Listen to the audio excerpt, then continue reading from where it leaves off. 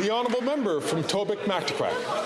After 9 years of this NDP-Liberal government, more Canadians are hungry and homeless.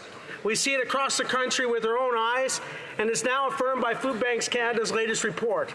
According to the report, nearly 50% of Canadians feel financially worse off compared to last year, and 1 in 4 people are going hungry.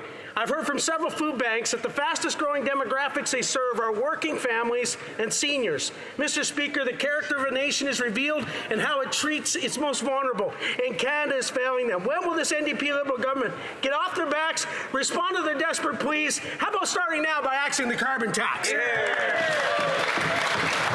The Honourable Parliamentary Secretary. Mr. Speaker, I am glad to see that Conservatives are finally aligning themselves with Food Banks Canada. We saw over a decade of the Harper Conservatives. They did nothing to address food insecurity in Canada. Today, what our government is doing is we're creating more competition in the marketplace, and we're investing in a national school food program, both of which the Conservatives oppose. I don't know how the Conservatives can say they care about struggling Canadians when they oppose and would take food out of the mouths of children. Shameful. The honourable member from Tobic-Mactaquac. Mr. Speaker, what an incredibly all-encompassing and comprehensive non-answer that was from the member. Mr. Speaker, just a couple of months ago, I visited the food bank in Oromocto, New Brunswick. Oromocto is home to Base Gagetown, Canada's largest military base.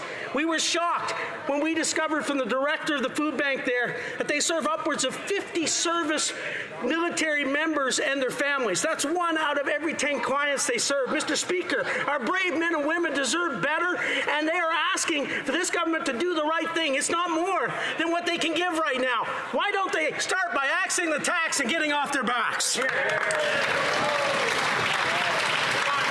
The Honourable Minister of National Defence. Mr. Speaker, I marvel at the temerity of a person who would stand in this House and vote against a pay raise, a well-earned pay raise for every member of the Canadian Armed Forces, and vote against that pay raise and then stand up and pretend that they actually care about the men and women who serve our forces.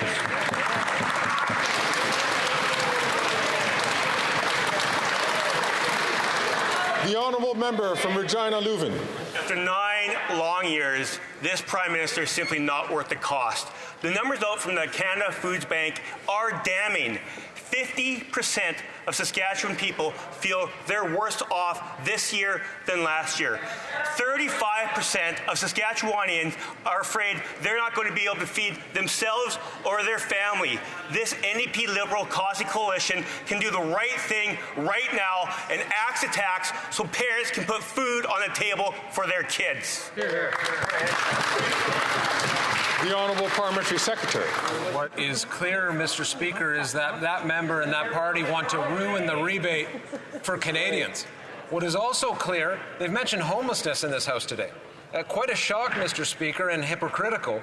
If you look at their housing plan, it never mentions homelessness. They don't want to do anything on these things. And if you want to understand the compassion of the party opposite and of their leader specifically, look a few months ago what the leader did. He went to someone's home, stood in front of it, and called it a shack. A member of the working class, Mr. Speaker, that's a respect they have for working people. They're not a serious party, Mr. Speaker.